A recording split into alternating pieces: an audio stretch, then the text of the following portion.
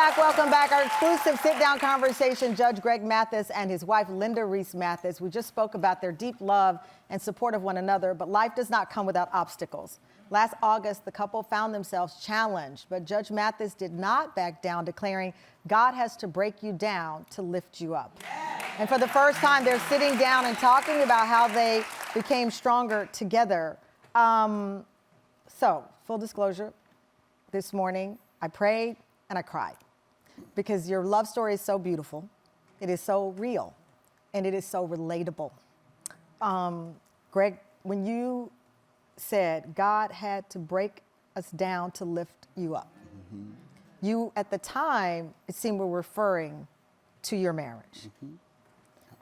You'd faced a significant challenge and it was a 3-week break. Yes. How do you describe those 3 weeks? Well, of course, they were devastating and felt like I did when I lost my mother. That's the feeling I had. And I'd do anything to get my mother back. So I did anything to get my wife back. Linda, you were backstage when I asked Greg, what did you have in common with his mom? He said, y'all are very different. And I said, well, you know, they're strong women in different ways. I called him originally to talk with him, and he said, I gotta wait on this one to say it was okay. Why did you find this to be the right time for you to talk about this? As you mentioned, it's been a year now. And in that year, we did a lot of work. We learned each other again.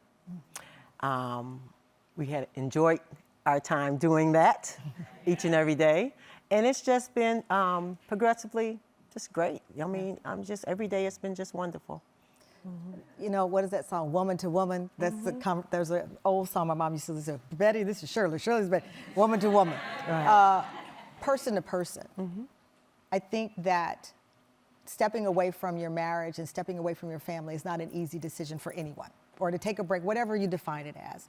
How do you, as a woman, explain that feeling of needing that moment to process who you are at that time? I have always, like you said, you know, I supported him always. And at that time, I felt I needed to just take care of me. And that's what I felt I was doing at that time. You know, I teared up instantly when you said that, because so often, especially women, and not to eliminate the men in this, it's hard to admit you need that time to take care of you. For you to do that and not having taken that kind of break in 40 years, what were those 3 weeks like for you? Well, Tamron, I do have to tell you, he never left the house.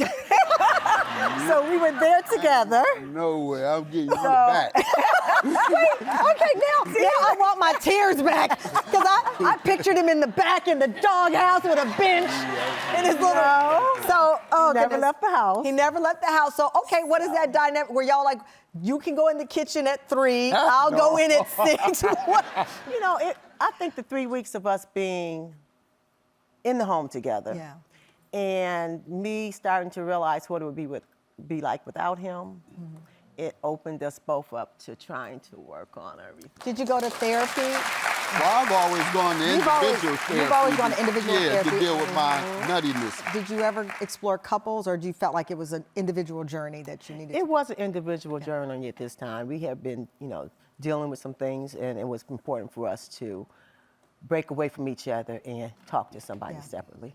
I can tell you, I don't know, I was on social media, and then all of a sudden I see a picture of you both, Times Square, and that was the photo, and I instantly called again. I was like, I felt like my brother and my sister, my friends, I literally screamed. I saw that photo, and I screamed because I remember you telling me that break, you compared it to losing your mom. And that was in the back of my mind. And then I see you kissing, so I was like, oh, it's on. Right. It's back. It's back on. Yep. When you posted that picture, and I forget who posted it, and everyone saw it, I'm sure folks called.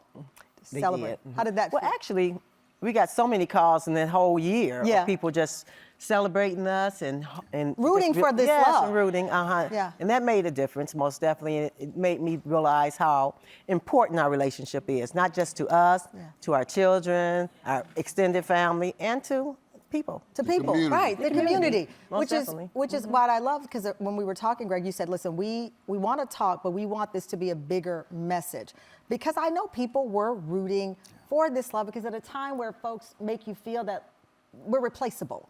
You know, someone you're dating, and now you can go on to the next one, or even in a marriage, I can get another you. You can't get this. No, I didn't think I was gonna get another him. Well, listen. I was like, okay, it'll just be me. It'll just be you. I That never broke- thought about getting another her. I wasn't going nowhere.